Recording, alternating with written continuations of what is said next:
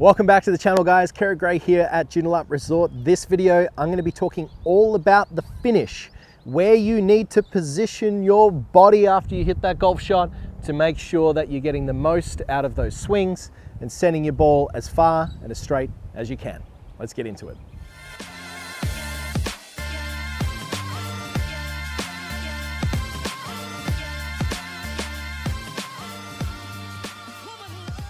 Now, in a very simplistic manner, if you have a good starting position and a good finishing position and you're balanced throughout, there's a good chance that a lot of the movements and pressure shifts that you're making in a very complex golf motion are good enough to produce a reasonable result. And at the end of the day, for most of you who are out there playing, if you can get reasonable results most of the time, you're going to be a very, very happy golfer from week to week. So let's talk about one of those simple areas that you can work on. And I'm just going to give you a few checkpoints to look for that's really going to help finish your golf swing in a better position. So what would we be looking for? So from the address position, I would make my backswing and follow through. And in this position right here, this is what we're going to be looking at today. So I'm going to list out a couple of things that I'm looking for with players that come through, and they don't play golf too often, but learning how to finish correctly can have a massive effect on your ability to strike that ball consistently and in more of a repeatable fashion. So starting off, number one, what can we see here? Well, my hips, if I was to get this golf club dangling from my belt line, are out over my front foot. You can see that they've shifted considerably forward from where they started, so they finish all the way out over my front foot. This is very important. The more that my hips shift forward, the easier it is to get my strike in order, and therefore going to strike the ground after the golf ball as well. So hips forward, that's number one.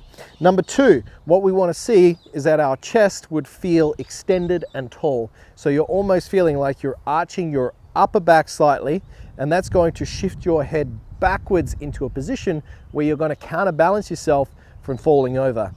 If I was to get my hips shifting forward, but my head is moving at the same rate, well then I'm simply going to have this sort of concave look with my body, and I'm more likely to fall forward. And that would really be indicative that that's affected the quality of your swing plane, and then a lot of misstruck shots are going to ensue as a result.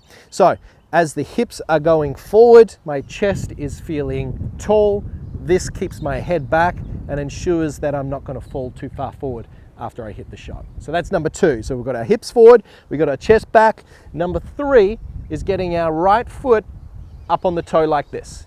So if we look at the angle in which it is, it's actually gone past 90 degrees. Now, what I'm looking for players here is by simply getting their right foot up on the toe, well, that's going to allow them more ability to get their hips forward, their hips rotated, and their pressure on their front foot. By doing this, what it encourages you to do, once again, is ensure that you're shifting your body towards the target, through the ball, and trying to get yourself sending that golf ball as far in a forward direction as you possibly can. So right foot all the way up on the toe. Great little checkpoint for this is after you've finished the swing, so backswing, follow through, being able to simply lift your right toe up and give it a little tap here. That would really encourage your body to be all the way forward. So that's number three. Finally, we're going to look at what the knees are doing. So this is all about how the body's got to finish from the down the line view. If you finish in your follow through and you have this big separation between your knees like this that we commonly see, there's a good chance your hips are not forward enough and you've rotated too aggressively too early in the downswing.